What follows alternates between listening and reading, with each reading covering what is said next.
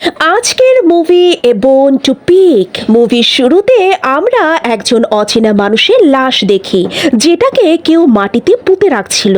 এখন আমরা 2 বছর পরের সিন দেখতে পাই, যেখানে দ্য রিয়েল মার্ডার ক্লাবের সদস্য আরোরা সকল উপস্থিত লোকেদের একটি কেস সম্পর্কে বলে। আর এই কেসটি বহুদিন ধরে পুলিশ বাহিনীর লোকেরা সমাধান করতে পারছিল না, কিন্তু আরোরা নিজের তীক্ষ্ণ বুদ্ধির জোরে খুব সহজে এই কেসটি সমাধান করে ফেলে। উপস্থিত সকলকে সে স্টেপ বাই স্টেপ শোনাতে থাকে কিভাবে চুটকে মেরে সে এই কেসটির সমাধান করেছে। তার মুখে এই বিবরণ শুনে সকলেই মানতে বাধ্য হয় যে সে আসলেই বিচক্ষণ। তো সকলে মত দেয় যে আরোরাকে এই ক্লাবের প্রেসিডেন্ট বানিয়ে দেওয়া উচিত, কিন্তু বর্তমানে এই ক্লাবের প্রেসিডেন্ট রয়েছে টম নামের একজন ব্যক্তি। আরোরা বলে টম তো খুব ভালোভাবে ক্লাবটি সামলাচ্ছে, তো এইবারের প্রেসিডেন্ট ভোটিং এ আমি তো টমকেই ভোট দিচ্ছি। এখন আরোরার সাথে দেখা করতে জেন নামের একজন বয়স্ক মহিলা আসে, যে নিজেও ওই ক্লাবেরই সদস্য।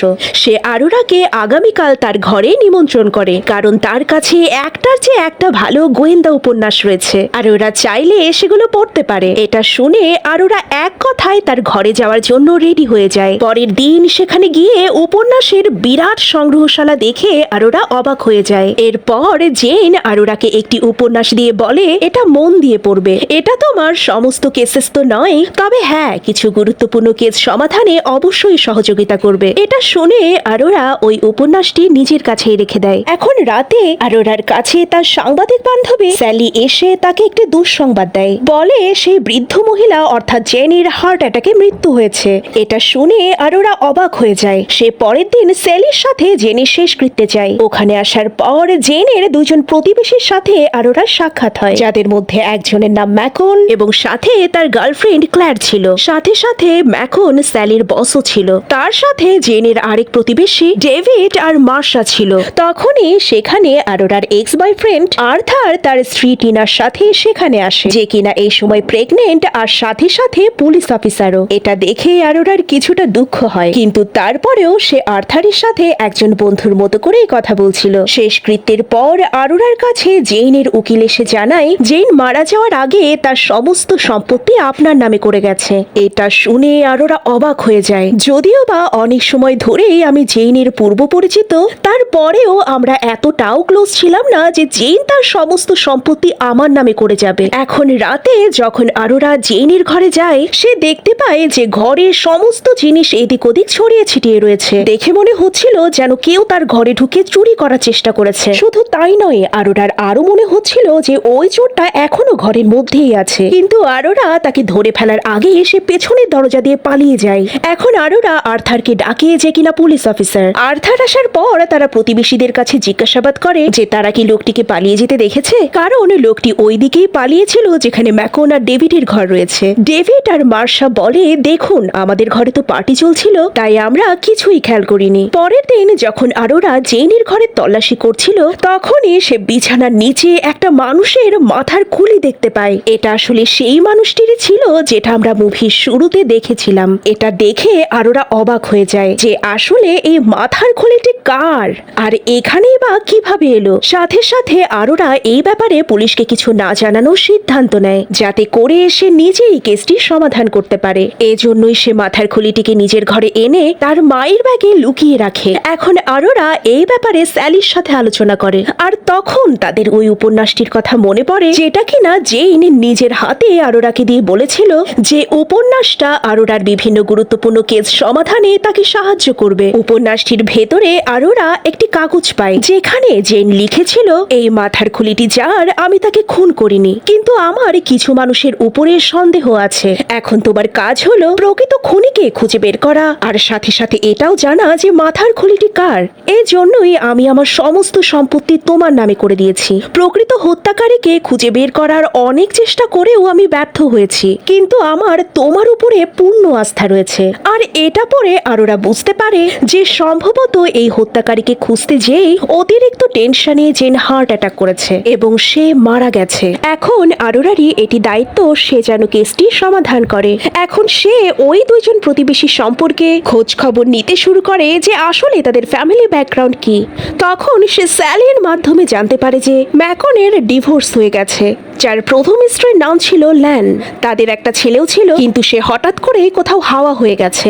এজন্যই অরোরার সন্দেহ তালিকায় সবার প্রথমে নাম আসে ম্যাকনের। সম্ভবত সে নিজের ছেলেকে খুন করেছে, কারণ তার তো এমনিতেই ল্যানির সাথে ছাড়াছাড়ি হয়ে গিয়েছিল।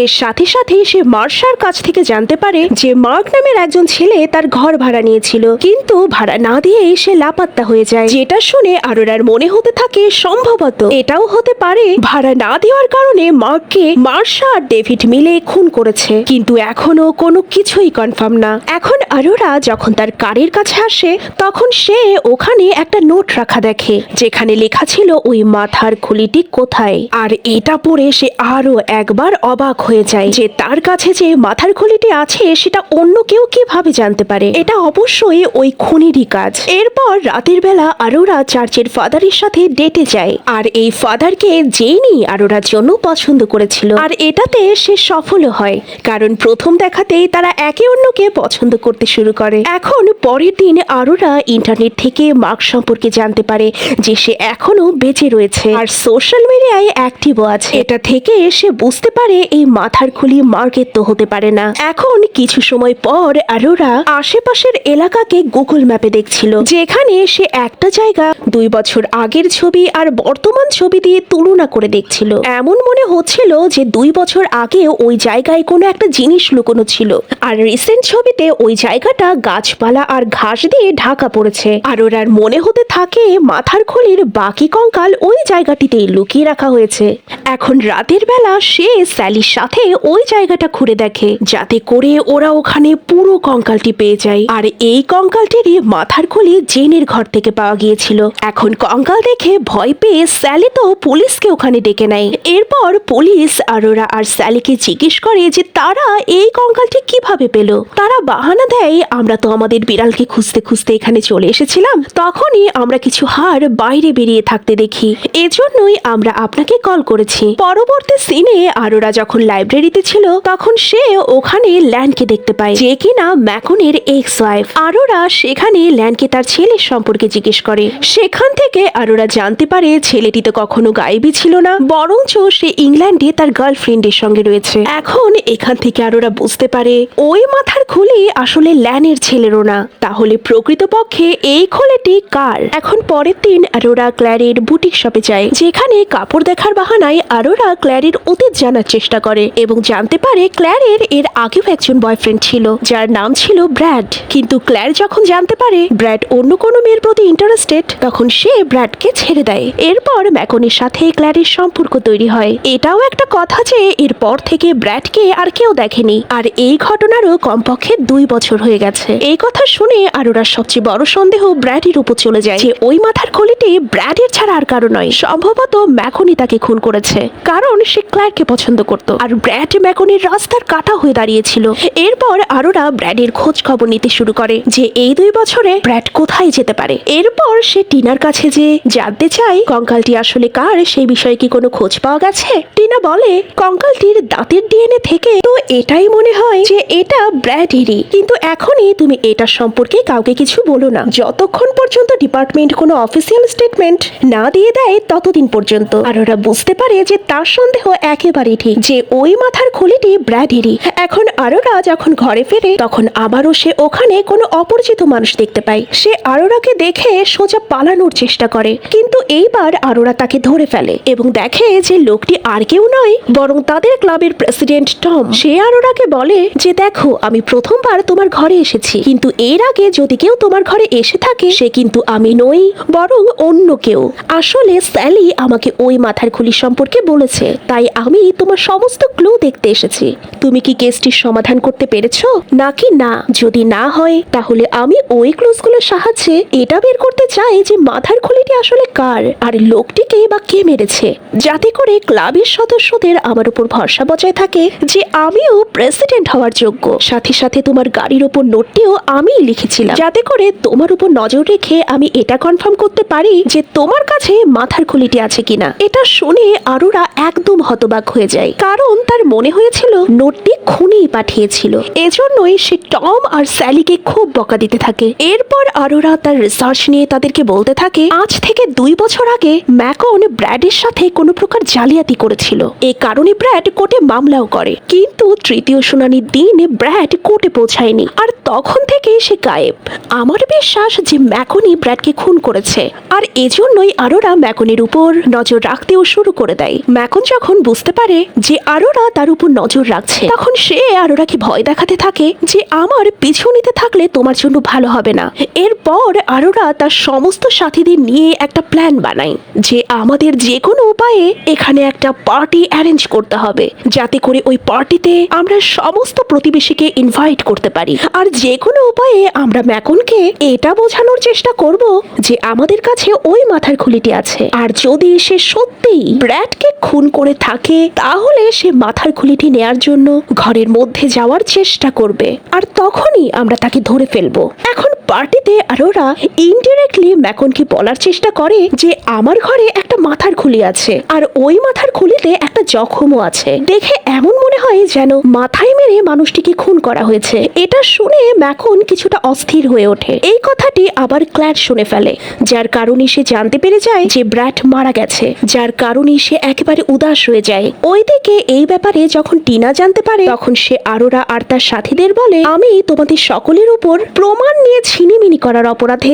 মামলা করব, কারণ আমি বলেছিলাম না অফিসিয়াল স্টেটমেন্টের আগে কাউকে কিছু না জানাতে। আর এই কথা শুনে প্রত্যেকেই খুব ভয় পেয়ে যায় যে টিনা সত্যি এমনটা না করে দেয়। এরপর আরোরা ঘরে এসে এই কেস সমাধানের জন্য সে যত এভিডেন্স জমা করেছিল সব ছিঁড়ে ফেলে, আর তখনই সে ওখানে ওই উপন্যাসটি দেখে যেটা জেন তাকে দিয়েছিল। ওই উপন্যাসে একজন মহিলা খুনি সম্পর্কে লেখা ছিল, যেটা দেখে আরোরা ভাবতে থাকে যে আমি কেন শুধুমাত্র কোনো পুরুষকে খুনি ভাবছি, খুনি তো কোনো মহিলাও হতে পারে।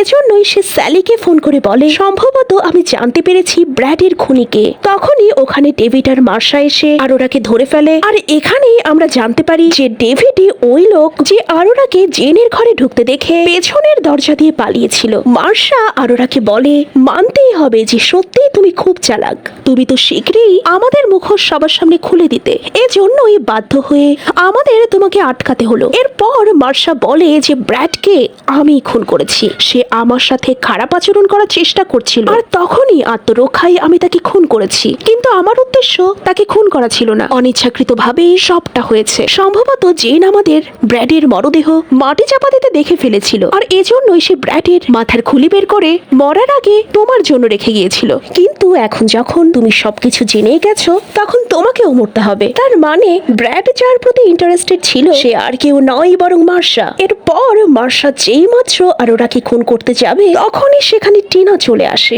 যাকে স্যালি ফোন করে সবটা জানিয়ে দিয়েছিল।